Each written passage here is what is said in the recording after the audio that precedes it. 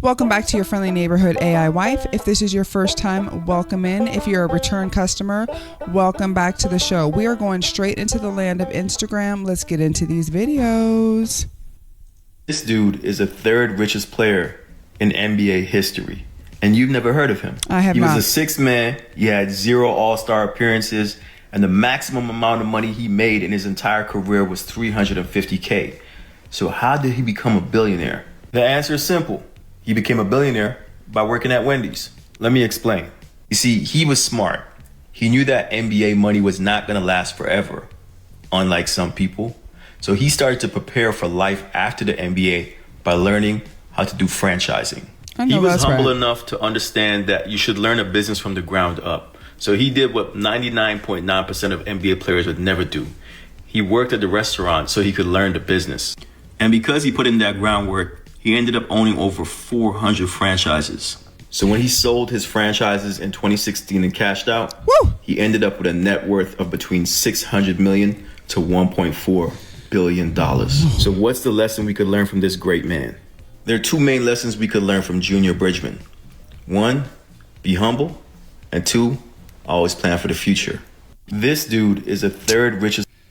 And I'm sure he taught classes on that and spread that information to the youth and to peers. I mean, so many people think it's all about getting into the sports, acquiring the large houses, the cars, all of the fancy showy stuff. But if you go into business, you have a business mind, oh my gosh. Franchises are people don't even do that anymore like they used to. You remember when back in the day when it was very big, everybody's like, oh, I'm getting into this, I'm going to buy my business. It's not so much these days. But for him to sell that many businesses, or the franchise that included that many businesses later on in life, that is a large amount of generational wealth for your family. That is what I'm talking about. He got into basketball. Basketball was just the vehicle that got him into that industry, to where he was able to use some of the money from that and then parlay that into a long-term business plan. That's what you do. I've heard such horror stories about people getting into football, basketball. They spend all of their money on homes. They lose everything. They end up being broke at the end, which is just, it's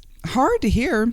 But if you don't have, a good financial advisor or somebody in your corner to really help you, if you've never done anything like this with money, you need somebody who can give you guidance, because not everybody's just, business savvy like that. I mean, come on. And he said, I don't care if you didn't hear about me, because I was out here doing things in the Wendy's game, building that franchise right there, then having Chili's too. And then in 2016, he's like, I'm done. I don't need to do this. I could sell this. That is what I'm talking about. Yeah, please. Chuck Schumer and Nancy Pelosi, they've been talking about tariffs for decades. How far does China have to go? Nancy, girl, before we go any further, look at you. Skin off glowing and stuff. I'm just so used to seeing the now Nancy. I haven't seen you when you were younger. Barracuda. Oh. How much more repression? How big a trade deficit and loss of jobs for the American worker? It says to the Chinese. Chuck! You know what you guys need to do when you come in front of everybody on those podiums, and when you're always talking, because Chuck, you stay talking, bring a picture of your younger self so we can relate to you. So we can realize how long you've been in this game. Chuck, come on now. Your hair's all the dark. You got the yellow tie. Just bring a picture. Bring one of, those big heads on the stick that we use at the graduations. Bring that so we can remember the old Chuck. It's just like I saw a picture of Bernie Sanders the other day, of when he was out there just young, protesting. Come on, Bernie. If you would have brought that picture with you when you were up at the podiums talking in front of people, I think you would have had more of a chance, because you were dapper, King. You were dapper. That their unfair trade policies have got to end. It says to the Chinese, this is a shot across your bow. Reform, because if you don't, there are going to be dramatic consequences. How come when these I'm so sorry. I know I'm supposed to be taking this serious. They're trying to show that Nancy and Chuck have been talking about tariffs forever against China, but all I can see is their glowing skin of their younger years. That's all I can. At some point, I'm just so over the news. I cover it all of the time, you guys. I cover it all of the time. I've been doing it for years. And some points it's just like, enough is enough. Can we talk about their skin routine and what they're using on their face? Because they look phenomenal when they were young. Nancy still looks good, okay? Sometimes I just want it to be a little bit more lighthearted. We get enough. We're just like pummeled with the news every single day. So instead of focusing on, yes, they were talking about tariffs all that time ago, I'm going to talk about their skin and how great it looked. The way you can support a man is to give him the space to be one. The way that women who are strong do it is that they fight a man. So a guy he's like dancing around like, I don't know where you want me to be. I don't know what you want me to do in your life. Do you want me to open the door? Is it an insult at this point? Like, lay out the stage for him to step up is what you got to do. And then when he steps up, it'll be quite natural. When I walk up to a stage, if a man offers me his hand, I take it always. Why do you think I do that? Do you watch me do that and go, oh my God, she's not a real leader. Get She's out of here. be able to get upstairs by herself. Of course I can get up the stairs, you guys. Why is it? Why do I take their hand? It's because that's what I want from men. I want that type of behavior from men because that is a social positive behavior that pulls them into their health. It creates a healthy dynamic. That's why. The way you see, I can't speak from somebody else's perspective. I'm the type of gal who likes the door being open for me, who likes to lean on my husband. We are a dynamic duo, okay? He leads, I follow. I love him to death. He also listens to my brains. It goes back and forth. I think that so many people are like, oh, she could do all that by herself. She doesn't need him. That works for you. That doesn't work for me. I absolutely need my battery, okay? We plug into each other. When I need to lean on him, he is strong. When he needs to lean on me, I am strong. Men want to be able to be vulnerable too without being called they call not masculine. That's not what it is. A man should be able to tell you things and talk to you and be your partner and be able to have deep conversations without feeling like they're not able to be vulnerable with you. So many women are like, oh, he's not being man enough. Well, what is it? What do you want them to be? Or, oh, she needs to be more independent if she lets him open the door for her or grab her hand. Y'all are weird. I was raised from a different time, and I'm raising my daughter like that too. So, whatever. Yo. 이렇게 오랜만에 모인 우리 패밀리. 이렇게 떡국도 해 미리. 외할머니도 건강하신 모습 보니까 살아남았다는 것 강하다는 증거. 갱. Oh my gosh. He's like, 다음 stop. 년에도 외할머니랑 우리 친척들 스쿨 이렇게 반갑게 마주할 수 있길 기도드리옵나이다. Amen. What? He said, you are grounded. Every adult you see is just an 8-year-old in a big body. That's it. Because the other day I saw this man walking down the street and I could swear I could see his 12-year-old body, just 12-year-old self in there. I just was like, that guy looks like he's 12, but overgrown. As nobody actually knows how to be emotionally mature because it's not something you're born with. It's a skill that you have to want to learn and that you have to practice. Yes, you do. And none of our parents knew how to do it. So you didn't get it in your childhood. I don't care how calm and stoic you may be. Yeah. Learning how to recognize your emotions and actually feel them and then understand how to process them in a calm manner without, like, again, taking it out on other people. That is a super... I didn't learn how to do this until I was 54. Who wants to do that when I can just point fingers and talk shit about people? You can. And then you're going to die of a heart attack because you're chronically stressed out and you're going to feel powerless in a world where you actually have a lot of power. Yeah. And you're going to miss out on a lot of your life because you have put all of the power over there, which is why it's pissing you off and why you're frustrated.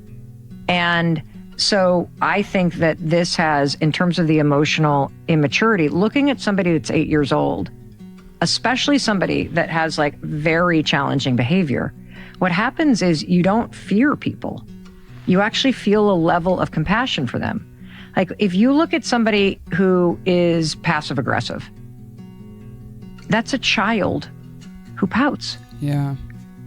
If you look at somebody in your family that gives you the silent treatment, which is very common in our parents' generation, you just stop talking, you punish the person by removing yourself, and then 2 days later you pretend like nothing ever happened. That is something right there that I had to work on strategically, because that was a weapon of choice in my family growing up. The silent treatment would go on for days, weeks. I mean, my sister's been giving me silent treatment for the last, I think, almost 8 months. We haven't talked in almost 8 months since my parents passed away, and that's just how it works. And there's no communication there, which I wish there was, because I have been doing all of the work to be able to better communicate, especially in a marriage where you have to. My husband is a big time communicator, and for so long I would just sit on things and I would just fester, and that is poison to a relationship. If you're not able to tell your partner how you truly feel and be able to talk to them, it's like cancer to your relationship. It can really come in and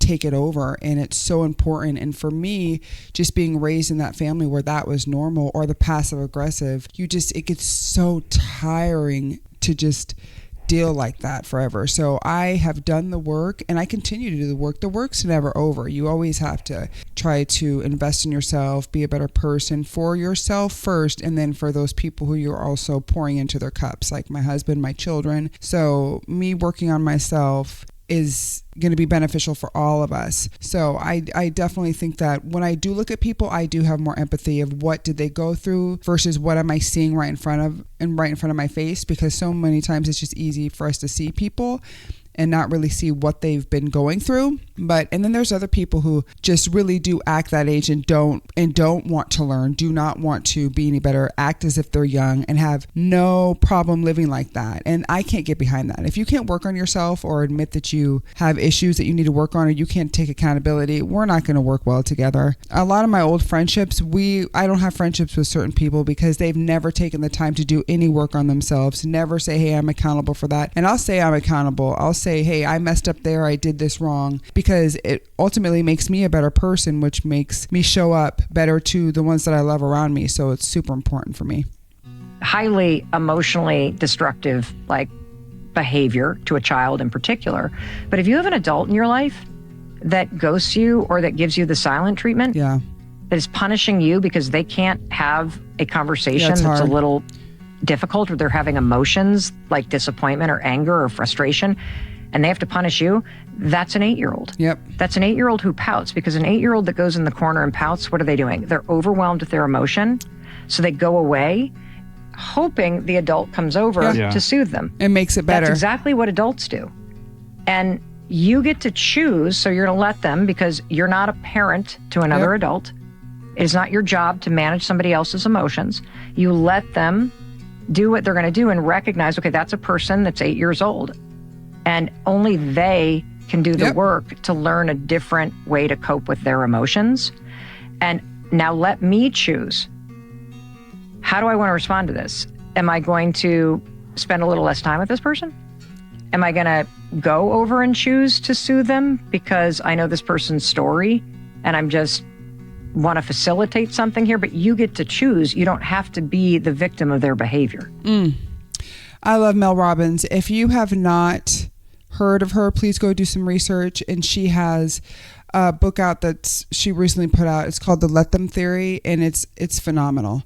I strongly suggest that you go and take a look at it. But she's so right in all of that. And I just go back to myself, to where I know I have been a poor communicator in past relationships and times, even in my marriage. When we first got together, I was not the best at communicating how I felt, and I was that person who would fester, and then I would just explode, and it's just not fair to the person I'm with, to myself. And I would just have to realize, you cannot keep doing this. You have to be able to talk and express, and sometimes it's hard to say how you feel. Sometimes it's not the easiest to get your thoughts out of your head. So I'm always trying to work on myself. I've listened to Mel Robbins for a long time. She has other books that are really great too. And I'm just always about self-improvement. So if there's a way that you can learn to improve your life, it doesn't just help you, it helps everything around you. And next thing you're like, oh my gosh, you're getting along in situations better. And one thing I'll tell you, I realized that for me, if I was having the same issue over and over again, let's just say in a relationship, whether it be at work or with friends or with in my personal relationship, I was like, I am keep having this challenge because I have not figured out a way to get through this effectively. So it keeps coming up until I learn how to handle this situation. And when I was able to communicate myself, that problem went away. So that's just something. Sometimes the same thing keeps coming up until you're able to get through it. It's like a level, you know what I'm saying? In a video game where you keep dying at that level until you defeat it, and then you move on to the next level. You get to level up to your higher self. You guys, these were good videos. We did good today. So a couple people I would look at Teal Swan. She came up earlier. She was talking about the relationships between just being, a woman who is going to let a man kind of be more the man role and just kind of taking more of that, being able to be led in a type of way. And then with Mel Robbins, I absolutely love her. I suggest looking into her books, into her podcast. She has a really good podcast. You can find her on iHeart. You can also find her on Spotify, anywhere where you can find podcasts. That's where Mel Robbins is. Okay, until next time, peace out.